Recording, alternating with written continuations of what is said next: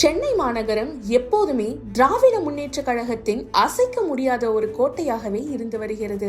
1967 அறிஞர் அண்ணா காலத்தில் தொடங்கி இன்று வரை சென்னைக்கும் திமுகவுக்குமான பந்தம் பிரிக்க முடியாதது. அந்த சென்னை மாநகரம் பல தசாப்தங்களாக ஒரு கட்சியின் பக்கம் உறுதியாக நிற்கிறது என்றால் அது திமுக தான். 1957 திமுக முதலில் தேர்தல் களத்தில் இறங்கியது முதல் இன்று வரை பல புயல்களை கடந்தும் திமுகவின் பக்கம் நிற்கும் அந்த 10 தொகுதிகள் எவை? அவற்றின் வெற்றி வரலாறு என்ன? பார்க்கலாம். துறைமுகம். இது திமுகவின் அசைக்க முடியாத ஒரு தொகுதி. கலைஞர் கருணாநிதி மற்றும் அன்பழகன் போன்ற ஜாம்பவான்கள் வென்ற தொகுதி. 1977 முதல் நடந்த 11 தேர்தல்களில் 9 முறை திமுகவே இதுவரை வென்றுள்ளது. 1989 மற்றும் 1991 தேர்தலில் கலைஞர் கருணாநிதி இங்கிருந்துதான் சட்டசபைக்கு தேர்வாகியிருந்தார். 1991 அதிமுக அலை வீசிய போதும் திமுக வென்ற மிக சில தொகுதிகளில் இதுவும் ஒன்று. அமைச்சர் சேகர் பாபுவின் வருகைக்கு பின் இது அசைக்க முடியாத திமுக கோட்டையாக மாறியுள்ளது. எழும்பூர் தனி தொகுதியாக இருந்தாலும் திமுகவின் கோட்டையாக இது பல ஆண்டுகளாக திகழ்கிற ஒரு தொகுதி. 1971 முதல் இன்று வரை நடந்த தேர்தல்களில் 1991 அதிமுக மற்றும் 2011 தேமுதிக தவிர மற்ற அனைத்து முறையும் திமுகவே இந்த தொகுதிகளில் வெற்றி பெற்றிருக்கு.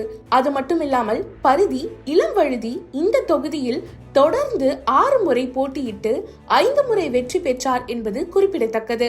திருவல்லிக்கேணி சேப்பாக்கம் கலைஞரின் தொகுதி என்று சொன்னாலே இதுதான் எல்லோருக்கும் நினைவுக்கு வரும். 1977 முதல் திமுக இங்கே தோல்வியையே சந்தித்ததில்லை. சேப்பாக்கம் தொகுதியாக இருந்தபோது 1996, 2001, 2006 என 3 முறை கலைஞர் கருணாநிதி இங்கே போட்டியிட்டு ஹாட்ரிக் வெற்றி பெற்றார். உதயநிதி ஸ்டாலின் 2021 சுமார் 68 வாக்குகள் வித்தியாசத்தில் வெற்றி பெற்று இந்த தொகுதியை திமுகவின் கோட்டை என்பதை மீண்டும் நிரூபித்திருந்தார். சைதாப்பேட்டை திமுகவின் ஆரம்ப வளர்ச்சியில் மிக முக்கிய பங்கு வகித்த தொகுதி இந்த சைதாப்பேட்டை.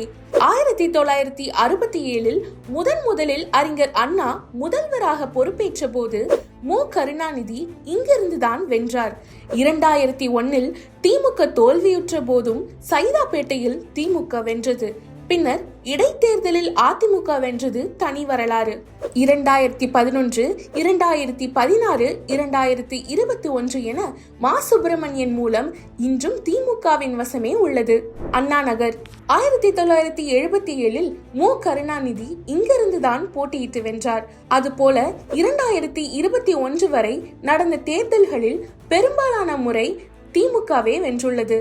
குறிப்பாக M.K. மோகன் 2021 மிகப்பெரிய வாக்கு வித்தியாசத்தில் இங்கு வெற்றி பெற்றிருந்தார். 1000 விளக்கு மு. க. ஸ்டாலின் அவர்களின் அரசியல் பயணத்தில் மிக முக்கியமான தொகுதி. 1981 மு. க. ஸ்டாலின் முதலில் சட்டமன்ற உறுப்பினரான தொகுதி இதுதான். மு. க. ஸ்டாலின் இங்கு 4 முறை 1989, 1996, 2001, 2006 என 4 முறை இங்கு வெற்றி பெற்றார். 2021 பாஜகவின் குஷ்புவை எதிர்த்து எழிலன் நாகநாதன் மிகப்பெரிய வெற்றியை பதிவு செய்தார். கொளத்தூர் இது 2011 உருவாக்கப்பட்டது. தொகுதி உருவாக்கப்பட்ட 2011 முதல் இன்று வரை 3 முறையும் மு. க. ஸ்டாலின் தான் இங்கு எம்எல்ஏ. 2011 அதிமுக ஆட்சியை பிடித்த போதும் ஸ்டாலின் இங்கு கடினமாக போராடி வென்றார். 2021 அவரது வெற்றி வித்தியாசம் 70,000க்கும் மேல் வாக்கு பெற்று வெற்றியை சூடினார். தியாகராய நகர் வணிக மையமான இங்கு ஆரம்பத்தில் பலத்த போட்டி இருந்தாலும் கடந்த காலங்களில் திமுகவின் பலம் அதிகரித்துள்ளது. 1971 காலகட்டங்களிலிருந்தே திமுகவின் வலுவான தளம் அமைந்திருக்கு. 2021 கருணாநிதி மூலம் திமுக மீண்டும் தன் பலத்தை இந்த தொகுதியில் தெரிவித்தது. வில்லிவாக்கம் ஒரு காலத்தில் ஆசியாவிலேயே மிகப்பெரிய தொகுதியாக இருந்த பெருமை இதற்கு உண்டு. தொழிலாளர்கள் அதிகம் வசிக்கும் பகுதி என்பதால் உதயசூரியனின் சின்னம் இங்கே எப்போதும் பிரபலம்தான். 1977 முதல் நடந்த தேர்தல்களில் 80% திமுக அல்லது அதன் கூட்டணி கட்சிகளே வென்றுள்ளன. 2021 திமுக வேட்பாளர் வெற்றி பெற்றார். ஆலந்தூர் எம்ஜிஆர் போட்டியிட்டு வென்ற தொகுதி என்றாலும் காலப்போக்கில் இது திமுகவின் கோட்டையாக மாறியுள்ளது.